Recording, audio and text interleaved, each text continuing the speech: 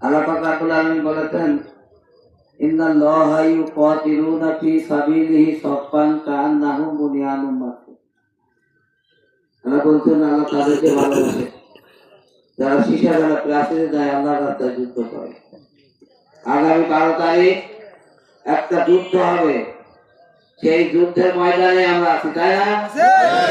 আগামীর যুদ্ধ হবে বাংলাদেশে ইসলাম টিকে থাকবে না ইসলামের বিপক্ষে শক্তি টিকে থাকবে। আগামীর 12 তারিখ যুদ্ধ বাংলাদেশের চাঁদাবাজরা রাজনীতি করবে, তার ইসলামী শক্তি রাজনীতি করবে। আপনারা কাদের ক্ষমতায় দেখতে চান? ইসলামী শক্তি।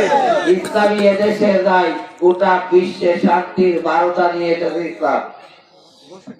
প্রিয় এলাকাবাসী, বিগত 54 বছরে এদেশে যারা দেশ পরিচালনা করেছে তারা কি এদেশের মানুষের আশা আকাঙ্ক্ষা পূরণ করতে পেরেছে? আশা আকাঙ্ক্ষা পূরণ করতে পেরেছে? কেন পারে নাই জানেন তো? তাদের প্রচেষ্টা খারাপ ছিল এটা আমি বলবো না, কারোর বিরুদ্ধে বিবাদ করবো না, তবে তারা যে প্রচেষ্টা চালাইছে দেশ চালাতে তাদের কর্মসূচিতে ভুল ছিল। তাদের কর্মসূচিতে ইসলাম ছিল না।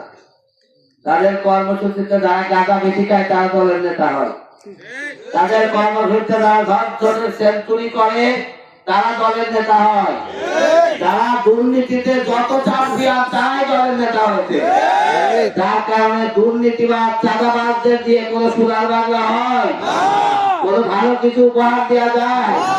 তারা তোর দিয়ে দেশ শাসন করতেছে, অথচ বলে যে আমরা ভালো দেশ দিতে চাই।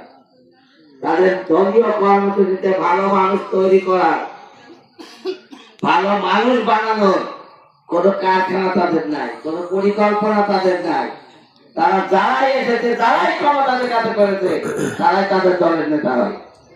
এখনো গুনিয়ে গুনিয়ে হিসাব করেন, যারা তাদের দলের নেতা হয়েছে তারা সমাজের মস্তানি করে ঠিকই, কিন্তু সমাজের নৈতিকতার দিক দিয়ে সবচাইতে নিকৃষ্টতম অবস্থায় আছে। তার কারণে তারা এই দেশ চালাতে যেয়ে তারা দেশ